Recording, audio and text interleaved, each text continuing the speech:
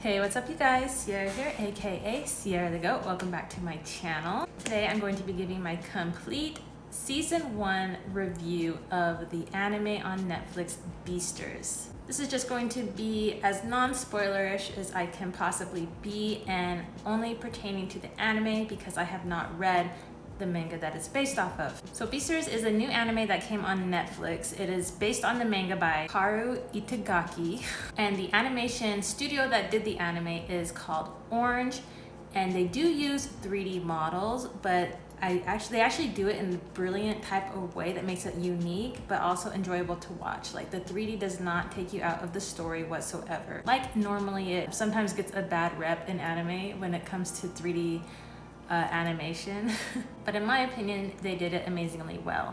It also has a great opening song. They did it with stop animation. So what I took away from the world of BEASTARS is that it is a world of teaching us a lesson, like us as viewers, a lesson on like self-control, empathy. You know, it has its drama elements, its horror elements. It's not like a typical rom-com type of show whatsoever. Speaking of that, it is not made for children. Yes, they are talking animals, but they are for the grown-ups.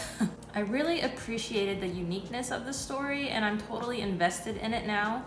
It's not just a fighting anime, it's total like character driven. Our three main characters, I will say, will be Legoshi, Haru, and Louis, because with these three characters we kind of get flashes of what they're actually like. Let me explain that because it's hard to explain. This show is nuts. Legoshi, he is a tall carnivorous wolf. He's big, he's just out there, he's scary. But him as a, I want to say person, they're animals, but I'm gonna say person. Him as a person though, he is like timid, he is antisocial almost, like he is not scared, but he is trying to fit in this world of where the carnivores and the herbivores are like meshing as one. But it almost is as if the carnivores are expected to be, are held at a, not a higher standard, but kind of, because they are expected to watch out for the herbivores, not eat meat, you know, not be a savage in society. And it makes it very interesting because in this world there is the black market, which we do see in one of the episodes, that shows us kind of the darker side of the actual world, because we have the school world, their school with their carnivores and herbivore animals meshing as one, kind of like learning how they're supposed to act as adults. The other main character, Haru, she is a dwarf rabbit. That means she's just a tiny, she was said in her flashback, she is the runt of her family. She is just a tiny little thing, and she has always been seen as weak.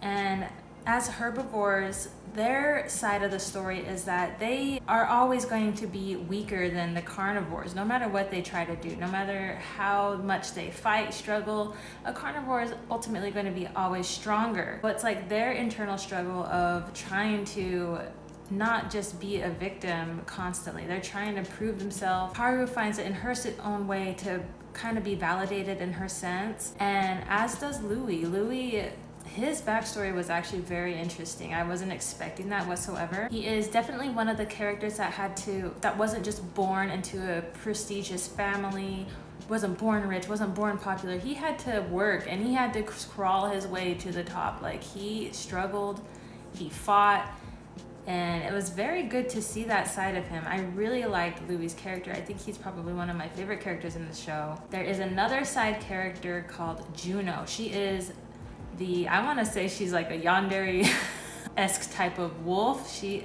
has an infatuation for Legoshi, but I'll talk about that later. The season starts off with Legoshi and his day-to-day life and how it kind of is just like switched and changed because at their school there has been an incident where a herbivore student was murdered.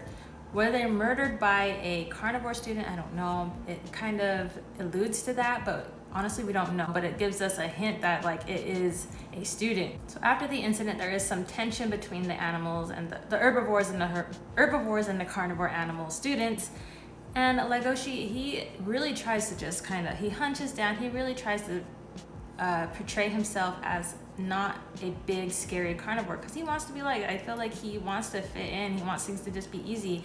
And then he meets Louis because Louis asks him to join the drama team, and Louis almost is like disgusted. I'm gonna say disgust. He's like disgusted with Legoshi because he's this big carnivore animal, yet he portrays himself as not. While Louis he's the king of the school basically. He wants to be the B-star. I don't know what the B-star is, but I think it's like something that brings the animals together as one. They don't really like explain in detail what the B-star is, but I'm guessing it's like just the main animal that brings everyone together. He wants to be that. That's what his goal is aiming for, but like I said, he has always struggled like in his life. Not struggle, I don't want to say struggled. He was a fighter. And just because he's a deer, he doesn't want to be seen as weak. That's the thing with the herbivores. They don't want to be seen as these weak, fragile things all the time. Now, Haru, her story is very interesting as well. She is the main female bunny love interest of Legoshi. Now, I say love interest because at first you're kind of scared for her life, because their first interaction, Legoshi actually goes savage and almost tries to devour her, but he stops himself, and then he eventually becomes this infatuation with her, turns into a love, and I actually find it super cute. At first I was a little like, but then I actually like it. And she does have a relationship also with Louis that they came together at one point in their lives, and she loved him, but I guess it just kind of changed because Legacy saved her from her about to die, basically. That whole part kind of confused me because I'm not really sure what happened to Louis after that. He basically saved them in the very end, but then he kind of disappeared, but he admitted who he truly was. So I wonder if that's him about to just like go rogue and just go off on these animals. I don't know what he's gonna do. I would love to see that though. Now, Juno, she is the female wolf. She also reveals that she wants to be the B-star to Louis. She says, you're not gonna stand in my way. I'm gonna show everybody that carnivores do not have to be like put down so the herbivores can be put up. We're just equals, we're just as good, we're even better. I see her point too, because the carnivores are treated not so badly in that world.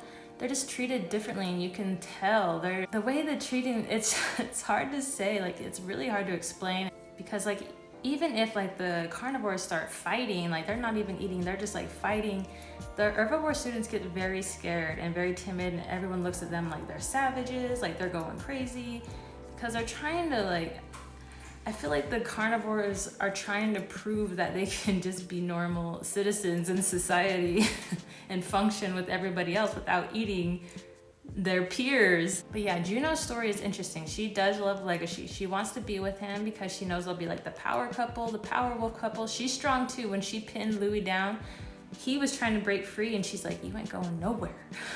But I also call her the yandere because I feel like she has that psycho tendency, but because they're animals, I can't tell with their facial expressions really.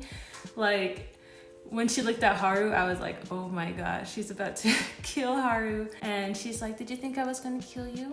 No, I wouldn't stoop to that level. I really enjoyed this series though. I didn't do an episode by episode review just because I binged it the last, I want to say from episode 4 to 6 I binged, and then from 6 to the end I binged. And I just wanted us to talk about it. I got the gist of the show. I like the show. Like I said, I'm invested in the show. It's really good. I feel like if you're looking for something fresh and new to watch, definitely give this a try. I was trying to be as vague as possible, try not to go into spoiler territory, because I want you to enjoy the show. And maybe you come up with your own interpretation of the meaning of that world. It's so crazy. How I interpret it can be completely different to how maybe someone else interprets it. I interpret it as these carnivores trying to fit in, trying to show that they can empathize, that they can control and have self-control and not just be murderers, no matter how big and scary they are. That's just how I see it. And also the relationship of Haru and Legacy could be almost a play on interracial relationships in our world, our real world, how it's viewed. Some people don't agree with that. Some people are that's wrong, stick to your own kind.